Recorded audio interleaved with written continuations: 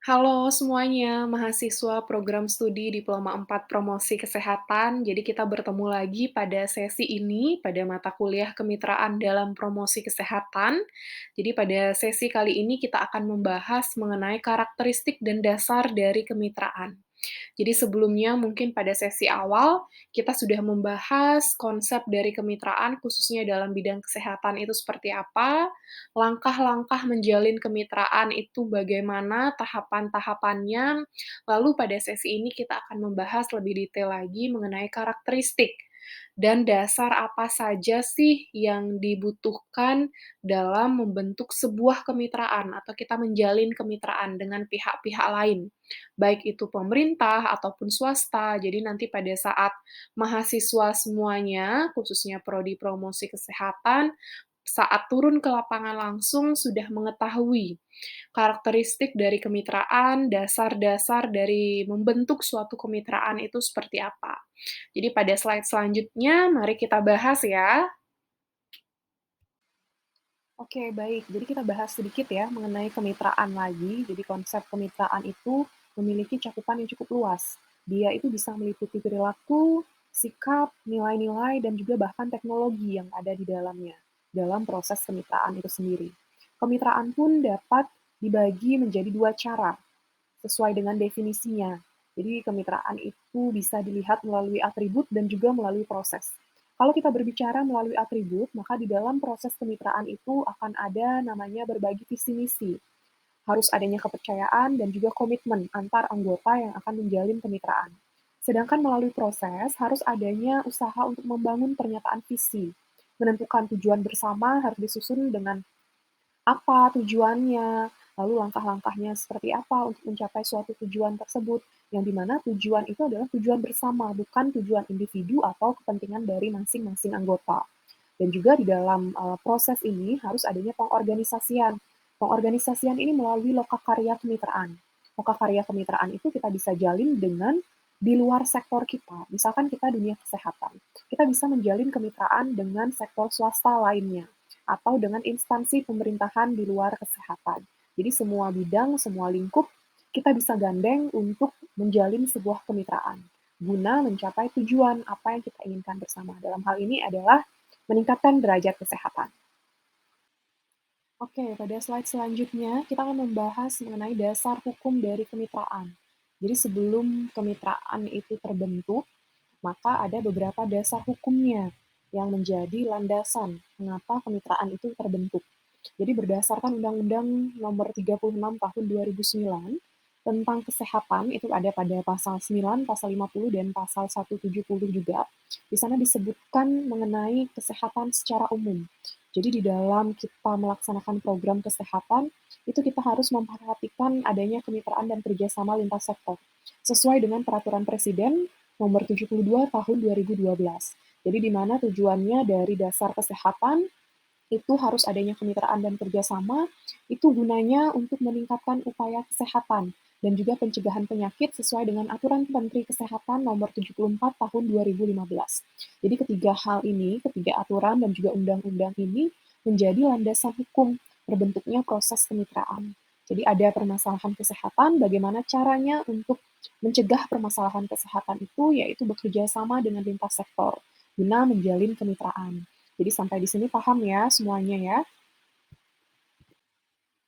Baik, untuk slide selanjutnya, kita membahas mengenai karakteristik kemitraan. Jadi tadi kita sudah membahas dasar-dasar hukum dari kemitraan dan juga pengertian atau konsep dari kemitraan itu sendiri.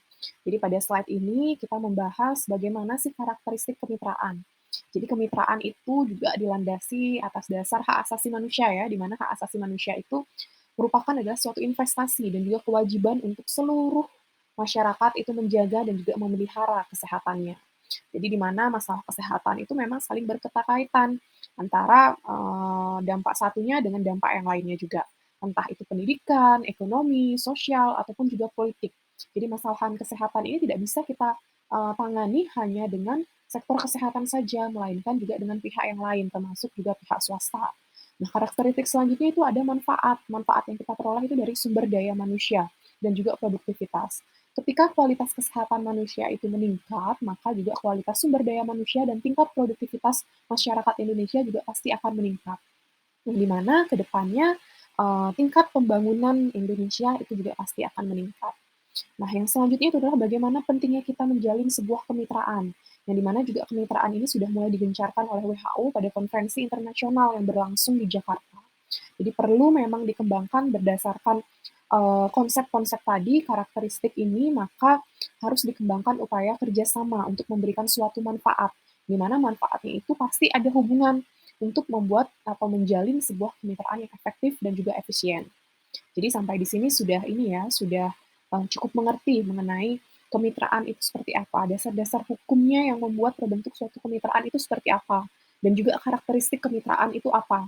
Sebelum nantinya pada slide selanjutnya kita akan membahas mengenai lebih detail, apa-apa saja yang harus ada di dalam prosesnya kita menjalin kerjasama ataupun juga kemitraan dengan berbagai pihak. Oke, sesuai dengan slide sebelumnya, kita membahas mengenai karakteristik kemitraan secara umum. Pada slide ini kita membahas karakteristik mitra secara mendetail. Jadi ada beberapa poin yang harus diperhatikan yang menjadi karakteristik dalam proses kemitraan itu sendiri. Jadi yang pertama adanya kesetaraan.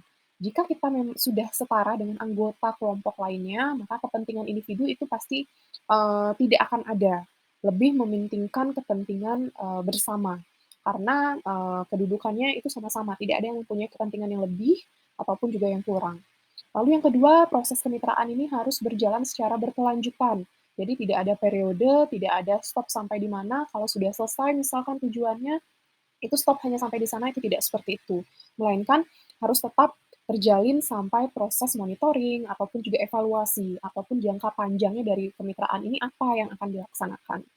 Lalu yang ketiga itu adalah keterbukaan, saling jujur, dan saling mengkomunikasikan apa yang menjadi hambatan, halangan, ataupun yang menjadi keuntungan bersama dalam menjalin sebuah kemitraan. Lalu yang selanjutnya adalah kewajiban yang tidak terbatas. Jadi masing-masing individu itu tidak ada yang membedakan kewajibannya lebih banyak si A, lebih sedikit si B, atau lebih sedikit si C. Jadi tidak ada. Jadi semua anggota yang menjalin kemitraan itu memiliki kewajiban yang sama dan tidak terbatas. Lalu yang terakhir itu sudah pasti sudah saling menguntungkan. Karena di dalam menjalin kemitraan itu adalah kepentingan-kepentingan pribadi dijadikan satu guna untuk mencapai tujuan bersama. Jadi keuntungannya pun dirasakan itu adalah oleh seluruh anggota yang akan menjalin kemitraan ini. Oke, demikianlah sesi kita pada hari ini ya, adik-adik mahasiswa program studi Diploma 4 Promosi Kesehatan. Jadi hari ini kita sudah membahas mengenai karakteristik dan juga dasar-dasar dari kemitraan itu sendiri. Jadi mudah-mudahan bermanfaat materinya dan dapat dipelajari guna mempersiapkan nantinya adik-adik sebagai seorang promotor kesehatan saat mengimplementasikan kemitraan guna membuat atau membentuk gitu ya program kesehatan. Jadi ini ada referensi yang dapat dibaca atau di-searching nantinya untuk menunjang materi-materi yang sudah saya berikan. Jadi mungkin sekian yang dapat saya sampaikan untuk pertemuan hari ini. Semoga semuanya dapat bermanfaat ya. Jadi saya akhiri dan terima kasih semuanya.